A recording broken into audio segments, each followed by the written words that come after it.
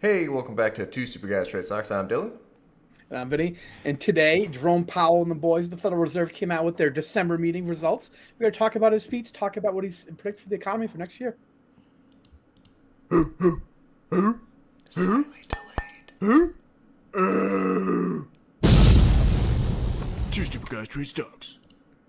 So, ironically, slightly delayed, I think, is what your kindergarten report card said. But that's a separate topic. I actually didn't speak till I was 3. They thought I had problems. Makes sense. So, do you recognize this background here at all? Does this look familiar? This little chart? Wasn't this from like the last one? The dot plot from the last deal? The dot plot, right? So this is actually two of them comparing. We'll have a slide where we're going to show it, but I was curious if you know what the dot plot was.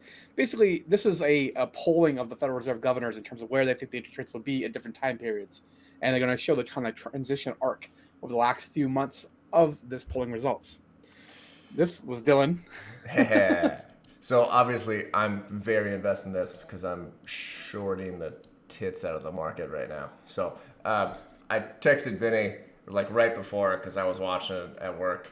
And I was really feeling like they were gonna stick with the point 0.5 and probably lower the GDP estimate. Spoiler alert, super right. Yep, he was indeed correct. We're going to look at that actually as well.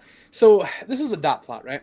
All right. So the one here on my right side of the screen, or the Dylan side of the screen here, is from December. That's from the one that was released today. The one here on my side of the screen is actually from September. And if you notice, the overall trend here is that in the kind of few months since then, everything kind of moved up a little bit, right? The terminal rates are still looking in the longer run the same. This is where they think long run interest rates will be. But in that kind of interim portion here, all these beginning segments all kind of moved up in their estimates, right? So what they're saying is they have had an upward revision of their terminal interest rate multiple times. They've been continuing this trend of having to constantly, increase what they think is going to be required in terms of the level for the Fed funds rate to achieve kind of control of inflation. Yeah, and so I did get to watch about 20 minutes of it. He even reiterated multiple times that it's not where they wanted to be, which is funny because he was getting shit for doing multiple 0.75 hikes, and if he hadn't, we would be in a worse situation. So I'm going to say congrats to him. But that we will have to continuously do hikes and for a longer period of time. He Mm-hmm. specified that it's not so much the speed of the hikes now that matters, but the duration of having high interest rates. Exactly. He said they moved through three different phases. Basically, there was the speed segment where they had to move quickly, and that part is over now. Now the part they're trying to do is phase two, where they're trying to find the optimal terminal rate and get to the correct number, and for a plateau. And then the final question, the final segment of this whole thing is how long do they keep it at that plateau level? Right. Right. So this is what Dylan was talking about, the GDP revisions here. They actually give you the prior one right beneath it, very conveniently, right? Isn't this like amazing? Like that they actually give you the data exactly you want to know to compare. Um, so this is the 2023. Now they're expecting about a 0.5% increase in GDP next year. They were expecting 1.2% as recently as September. So they've have their expectation for 2023 just in the last 3 months, basically. Yeah. I mean that's like $1 trillion difference. Like it's a big difference. Yeah. 1.2 to zero point 0.5 is pretty massive. They also changed their estimates on the unemployment rate and a couple other things, all for the worst, depending on Yeah. higher or lower, depending on what it is. The next line right down here is the actual unemployment the projection. Oh, Taking it sweet. up. Yeah, no, right. This is exactly what you want to This see. is This is nice. like a fantastic chart that the Federal Reserve produces. So they took that kind of estimate up to 4.6, 4.6 from 4.4 before, 4.4 before. So minor revision up. I still think like he's definitely talking about the labor market. This being a very unusual in terms of a recession or soft landing or kind of a tightening economic phase, if you will, in that we lost so many kind of workers in the American economy during the pandemic that there's not necessarily going to be a dramatic spike in unemployment like prior, kind of contractionary phases, is what he's calling for, and it makes sense. Yeah, no, it's definitely a weird situation. It's not the 1980s, and it's The only similarity of the 1980s with this is the high inflation. That's pretty much Yeah. it. And we're going to look at the chart after this too. Yeah, exactly. So just one more chart. This is actually the one from September meeting, right? Same exact chart. So now you see like the GDP estimate of 1.2, 1.7 for 23, 2024. But back at their June meeting, it was 1.7 and 1.9. So throughout this entire kind of like 6 month phase since June, they're still revising the growth estimates for GDP down sequentially, just keep going down By for large both chunks. 2023 and 2024. And they've had to increase their unemployment projection as well, both 2023 and 2024. And they've had to increase their projection for terminal rate for interest rate for the Fed funds rate sequentially as well. So they're still very much chasing their own tail a little bit or behind the ball. That's why the transitory joke. You definitely let it go way too long at this point. It's pretty obvious. Even he's admitted that before, Jerome Powell, that is, that he kind of stood on the gas pedal a little bit too long. One final note, too.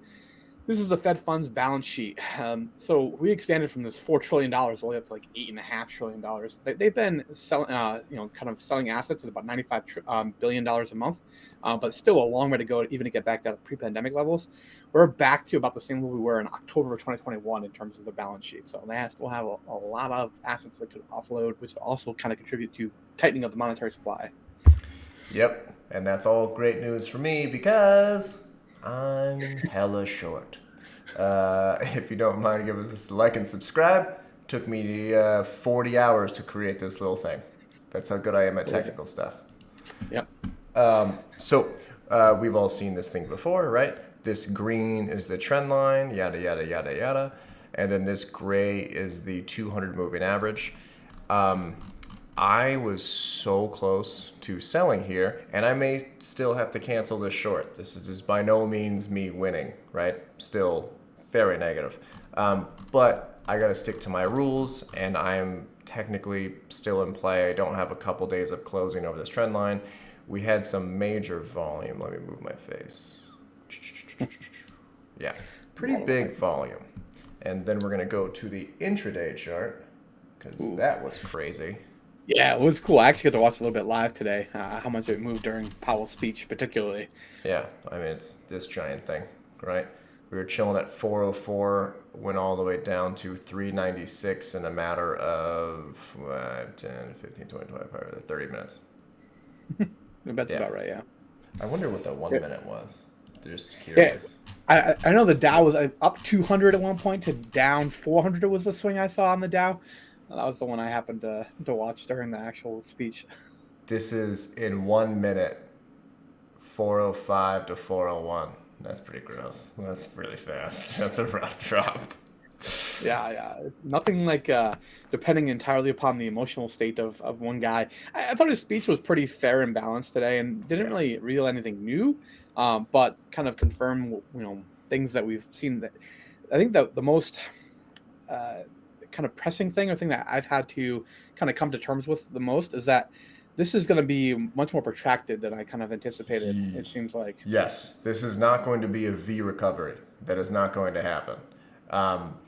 The biggest, if you can call it new, is that the duration of how long this is going to take is going to be longer than probably what most people thought. We're not going to see SPY at 480 anytime soon. It may go up from here. I don't think it's going to hit 480. I hope it doesn't go up. But Interesting. Yeah, I was hoping bad for the saying back that. half of 2023 being a return to growth of earnings and kind of just the bottom of the in. I mean, the stock market bottom could be in by then, but I don't think the economy will have necessarily bottom by that point. So we'll Yeah. see. I don't think so either. All right, dudes. Tell me what you think. Catch you Later. next one.